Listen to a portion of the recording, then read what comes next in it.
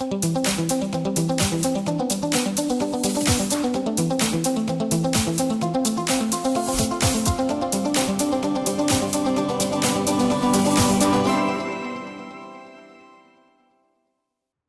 pessoal, sejam bem-vindos à nossa unidade curricular de aprofundamento. Eu sou o professor William Costa, estou aqui para te ajudar a entender todos esses temas da biodiversidade amazônica. E aqui eu estou ladeado por ele. Olá, meus queridos professores e alunos. Eu sou o professor Paulo Torres e estarei aqui com vocês hoje nesta aula maravilhosa. E vamos à nossa aula de hoje. Dê uma olhada aí. Na aula 4, nós temos o objeto de conhecimento, Amazônia e clima, interações da floresta com a atmosfera, trocas de matéria e energia. No detalhamento, nós temos balanço de energia na atmosfera, emissões de gases de efeito estufa e sequestro de carbono, influência da Amazônia nos padrões climáticos locais e globais. Tenho certeza que você ficou curioso, então vem com a gente.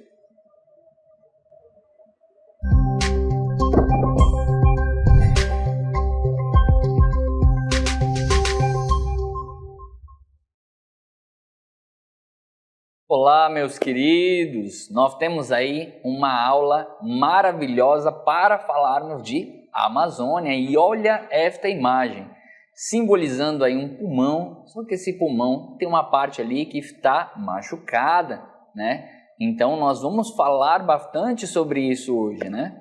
É verdade, a Amazônia que vem sofrendo aí com o desmatamento e nós vamos entender nessa aula sobre como ela regula aí o clima, não só no Brasil, mas em toda a América do Sul e a importância desse bioma para o planeta, não é? A Amazônia é uma floresta tropical e é a maior floresta tropical do mundo.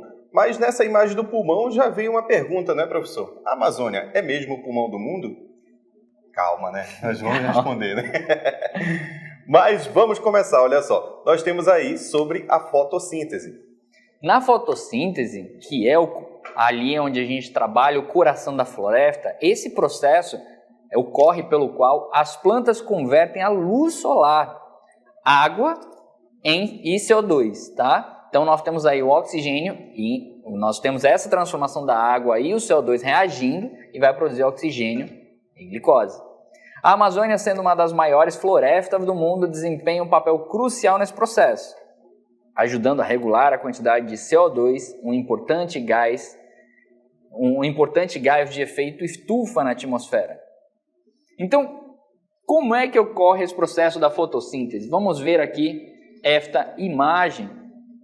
Então, nesta imagem que nós temos um esquema, é necessário, note, a luz solar incidir em cima da planta para que ocorra o processo de fotossíntese. Então, nesse processo, note que a água e o CO2 estão entrando na planta. Claro, nós temos minerais que são essenciais ali para a planta, mas o que ocorre aqui é que o H2O vai reagir com o CO2.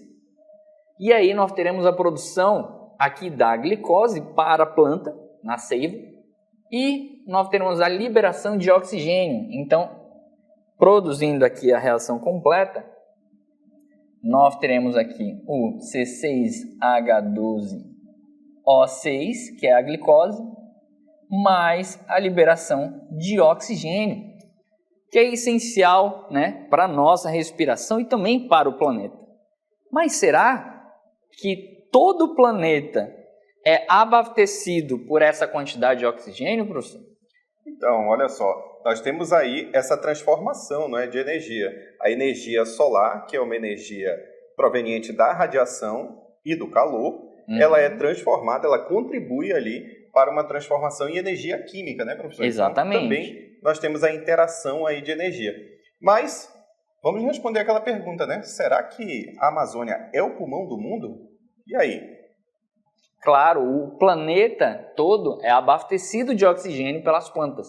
Porém, a maior quantidade de oxigênio vem das algas marinhas.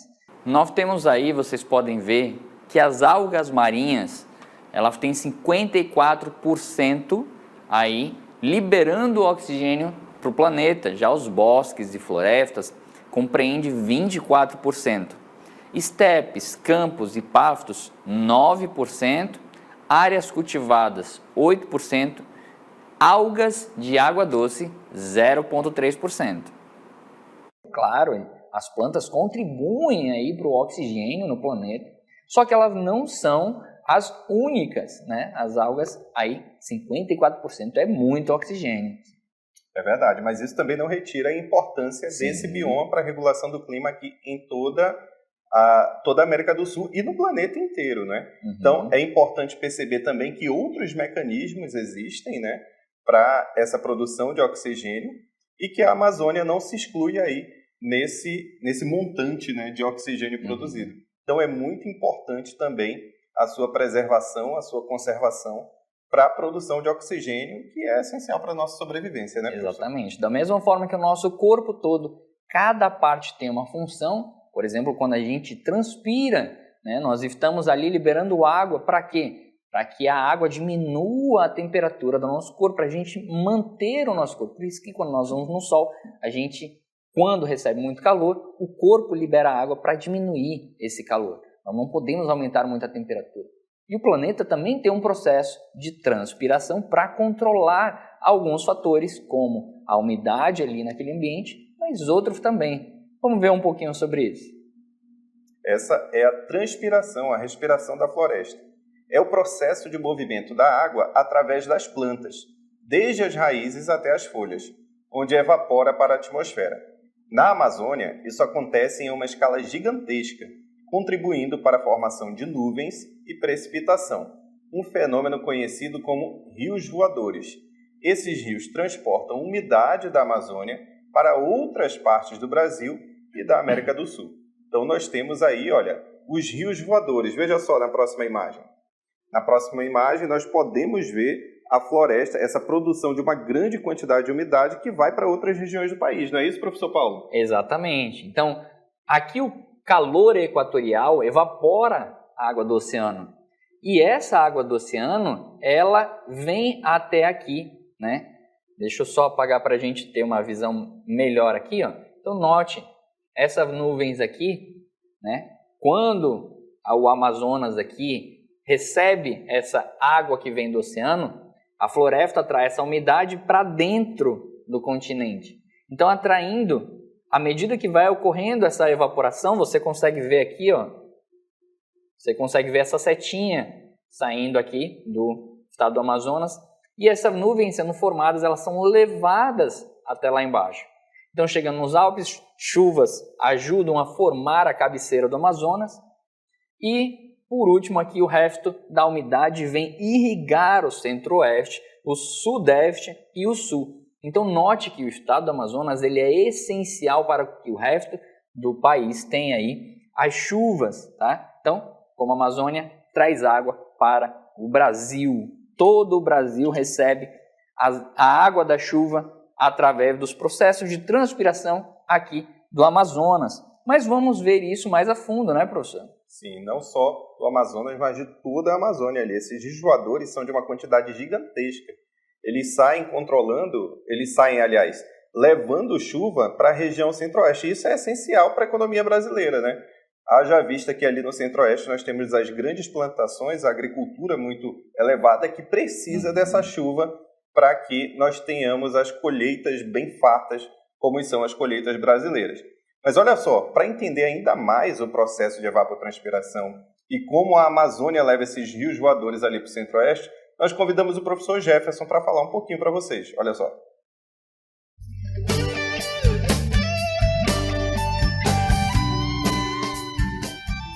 E aí, pessoal do segundo ano? E aí, professor William? A gente está aqui agora para participar da sua aula, não é mesmo? Falando sobre a questão da convecção, que é uma dinâmica que acontece no clima da nossa região amazônica. Nós vivemos numa área, pessoal, que é muito quente e que, ao mesmo tempo, chove bastante. Tudo isso por conta da influência do clima aqui na nossa região, a influência das massas de ar, esses grandes blocos de ar que estão circulando o tempo todo aqui na nossa região. Então, dependendo do ponto onde esteja qualquer lugar aí no planeta, ele vai ter uma característica climática específica. No caso aqui da nossa região, o fato de nós estarmos próximos da linha do Equador, o fato de nós recebermos muita energia solar e também a questão ali da formação das chuvas por conta da floresta amazônica. Tudo isso vai trazendo aquelas características da nossa região. Então a questão do clima, a questão das massas de ar são muito importantes para essas características que a gente conhece bastante aqui da nossa região, esse calor e também essa quantidade de chuvas gigantesca.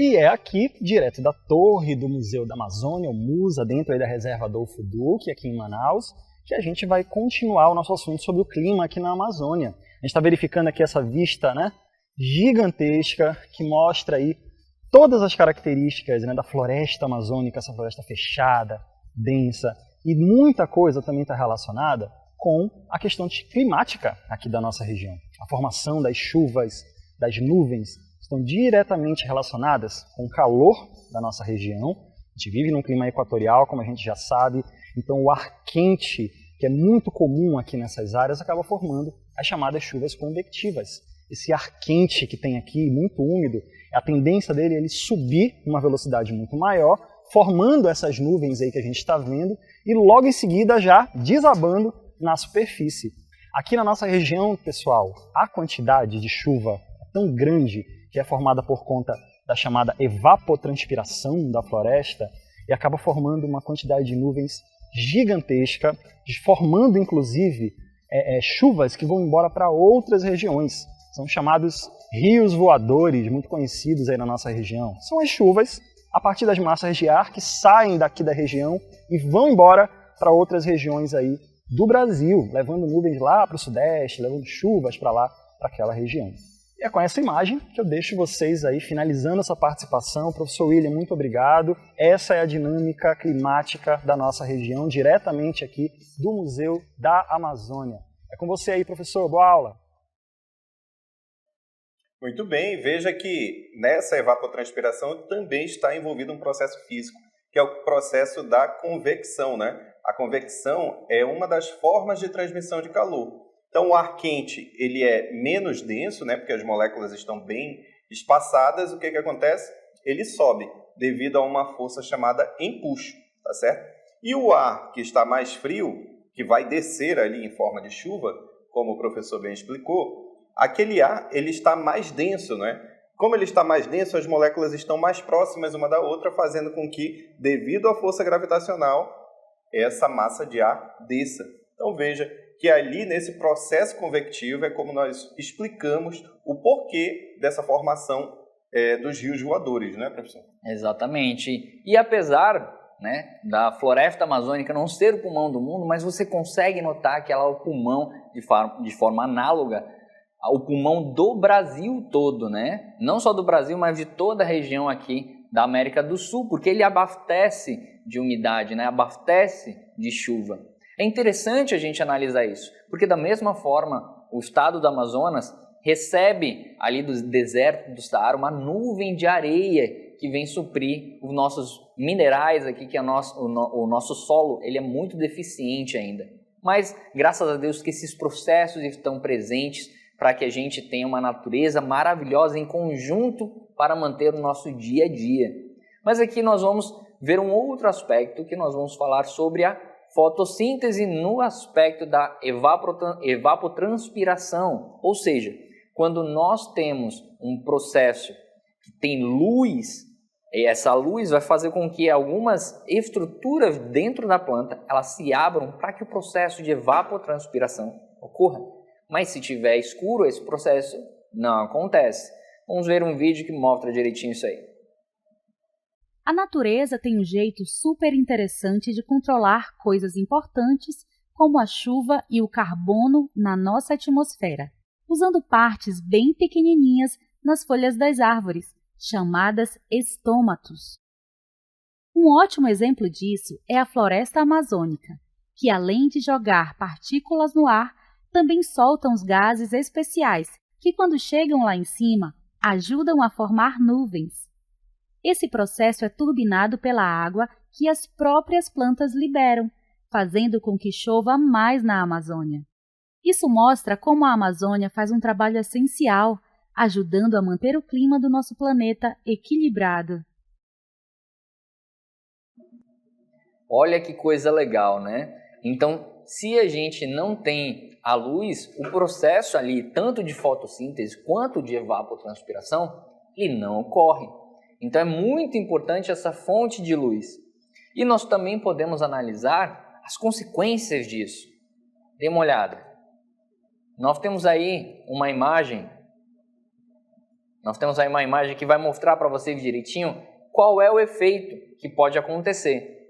Então, nessa imagem, caso a gente tenha uma seca, a consequência disso é no Brasil todo, porque, novamente, nós estamos falando de evapotranspiração. É um processo que leva todas essas nuvens para o sul. Mas se nós não tivermos isso aí, o que acontece? Dê uma olhada. Olha só. Aí a floresta intacta repõe a umidade do ar. Esse primeiro caso, né, professor, é o caso em que nós temos a floresta intacta. E no caso nós temos a reposição da umidade do ar, a floresta puxa a umidade do mar, chove e nós temos a evapotranspiração que nós vimos. Na sequência, nós temos aqui o desmatamento que vai interromper esse fluxo, porque aqui o ar está mais seco, não tendo a floresta aqui e também tendo essas florestas mais secas, o que vai acontecer é que, novamente, vai puxar a água, mas agora vem menos água. Então essa água não vai voltar para a atmosfera e vai acabar ficando aqui. Só que a gente tem uma terceira sequência que a seca vira um ciclo vicioso, que é caso a gente continue dessa forma. O que acontece é que nós teremos menos água vindo do mar e aí nós temos aqui um avanço de salvanização, cada vez menos florestas e menos água. E estudiosos dizem que foi assim que o processo do deserto do Saara aconteceu. Se vocês em outro momento forem pesquisar isso mais a fundo, vão ver que lá no deserto do Saara tem peixe, tem fóssil de peixes ainda lá. Quem vai visitar lá consegue ver esses fósseis. É por isso que tem muitos minérios, muitos nutrientes lá que, como eu falei anteriormente, eles vêm até aqui o estado do Amazonas. Mas vamos ver mais ou menos como é que seria um experimento mostrando esse processo da evapotranspiração. Dê uma olhada. Olá, alunos e professores. Eu trouxe aqui um experimento para vocês que é para mostrar a transpiração que nós temos nas plantas. Então aqui eu deixei um dia todo as plantas em volta de um saco para a gente poder acumular essa transpiração. E o processo de transpiração é quando as plantas vão estar liberando água para o ambiente. Então, como vocês podem ver aqui, ó, nós temos um pouco de água acumulada e as gotículas de água ao redor. Se a gente tirar esse saco aqui e der um zoom, nós conseguimos ver a planta úmida ao redor, né? E lembra, apesar de estar essa chuvinha, ela está protegida aqui, então a água que está dentro aqui da sacola realmente ela foi um processo de transpiração da planta.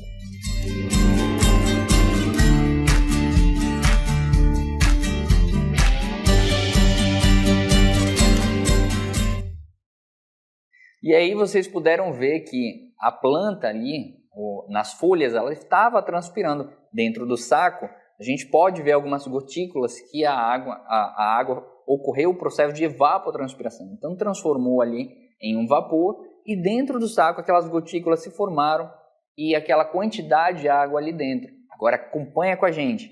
Imagina isso numa escala bem maior. A quantidade de água que sobe é muito grande. É verdade, já era uma quantidade bem excessiva, né?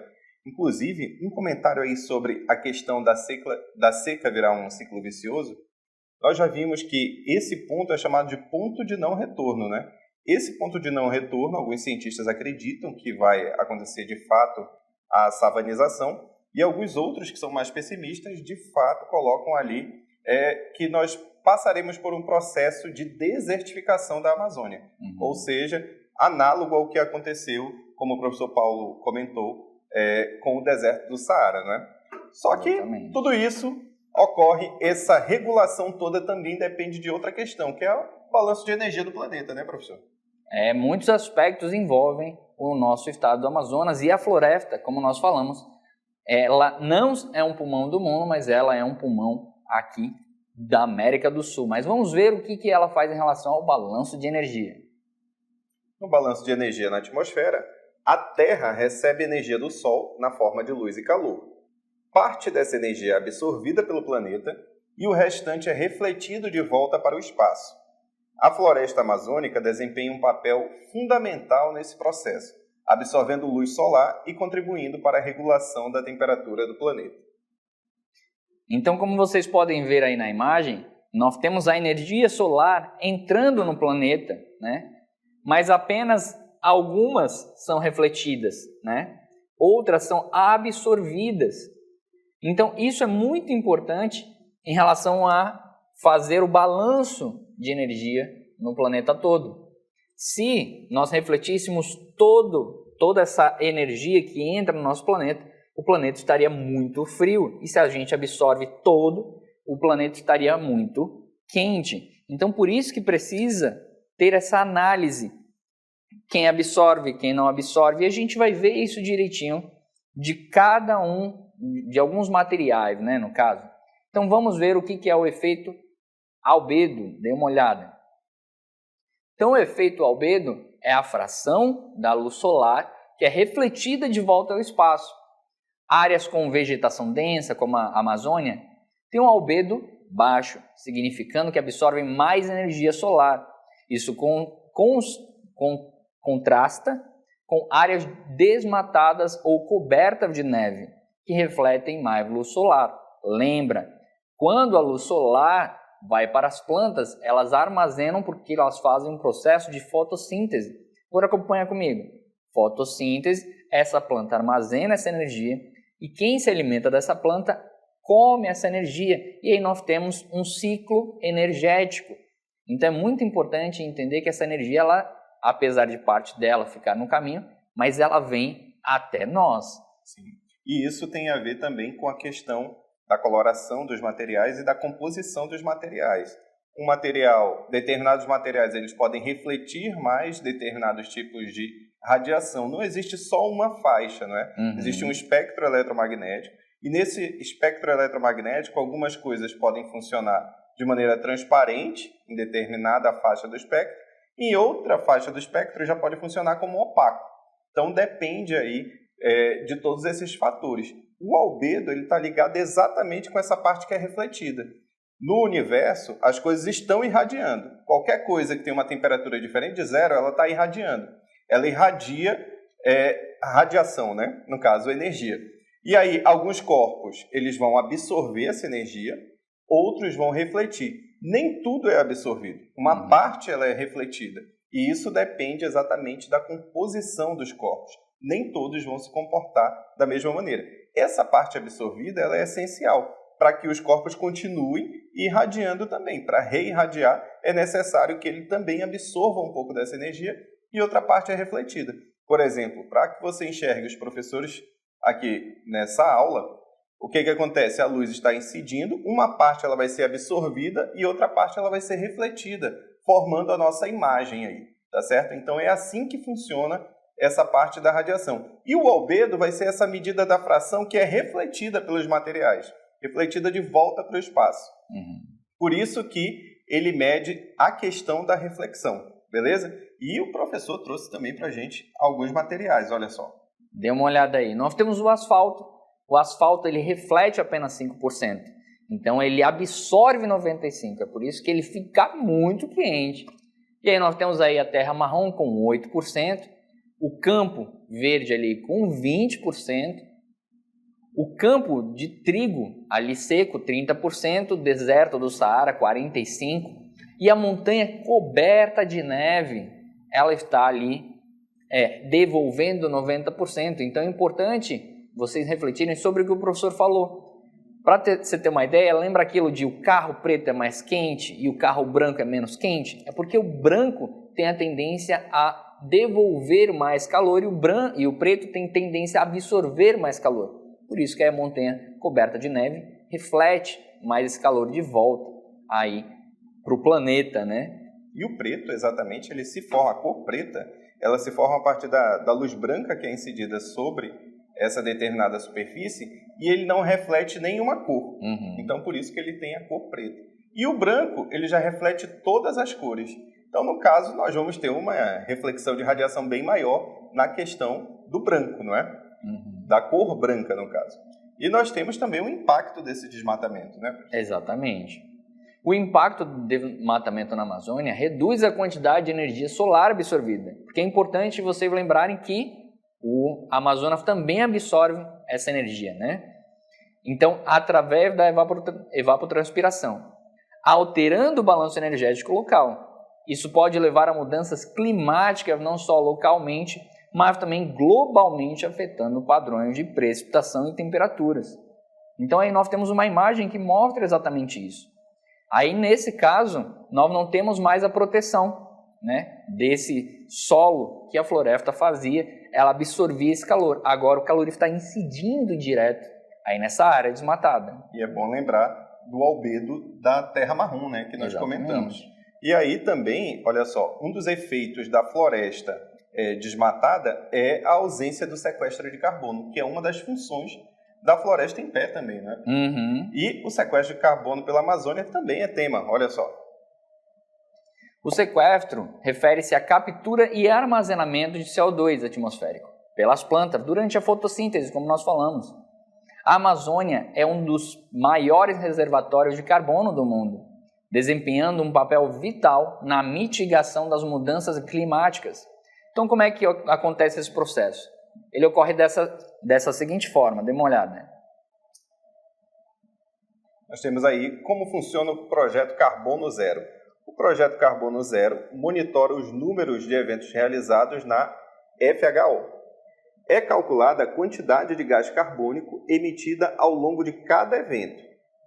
Com base no resultado do cálculo anterior, estima-se o número de mudas de árvores necessárias para neutralizar a emissão de CO2.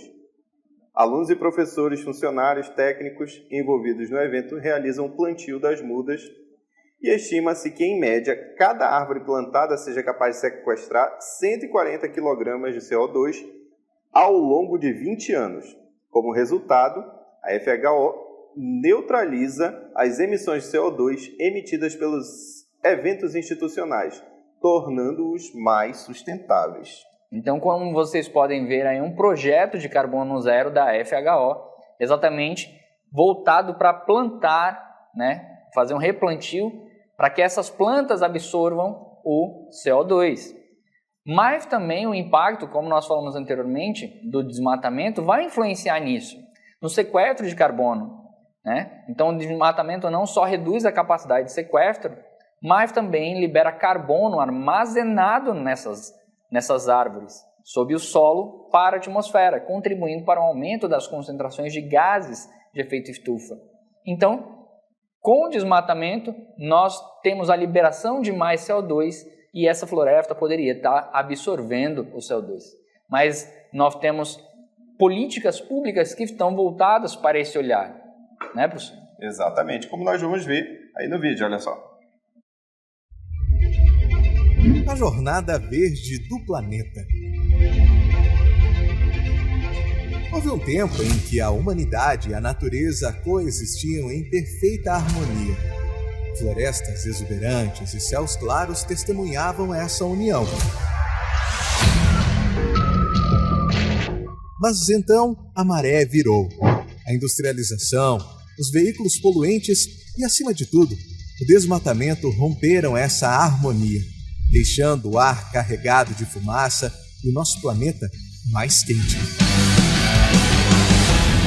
Nossa Terra é abraçada por uma delicada camada de gases, a atmosfera. Ela é a nossa proteção contra os perigos do espaço, mas agora sufocada pelo excesso de CO2, essa capa da vida está em perigo. Este acúmulo de gases está alterando nossa existência, dando origem ao temido efeito estufa. A questão que se impõe é: como podemos mitigar os impactos das mudanças climáticas? Surge uma solução: REDD+, uma estratégia global para reduzir as emissões de gases do efeito estufa, conservando e manejando sustentavelmente nossas florestas. Quem preserva, recebe. Governos e comunidades que protegem suas florestas são recompensados, incentivando práticas sustentáveis e a agricultura ecológica. No cenário global, o Brasil brilha. Rico em biodiversidade, assumiu um compromisso sob o Acordo de Paris, buscando alternativas para uma economia mais verde. Um exemplo é o projeto Floresta Mais Amazônia, recompensando aqueles que protegem nosso verde, do pequeno agricultor às comunidades tradicionais.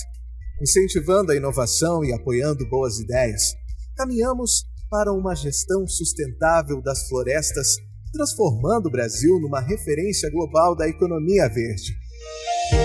Preservar as florestas é mais do que um ato de conservação, é reconhecer e valorizar aqueles que nelas habitam, mantendo viva a promessa de um desenvolvimento que respeita a vida em todas as suas formas. A jornada para restaurar a harmonia com a natureza é longa, mas cada passo conta. Junte-se a nós nesta missão verde pelo futuro do nosso planeta.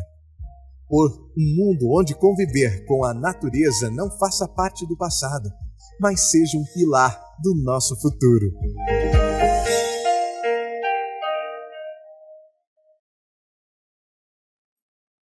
É isso aí, proteger a Amazônia é dever do Estado e é dever de todos também. Bom, espero que vocês tenham gostado aí da nossa aula e aqui nós nos despedimos de vocês. Tchau, pessoal!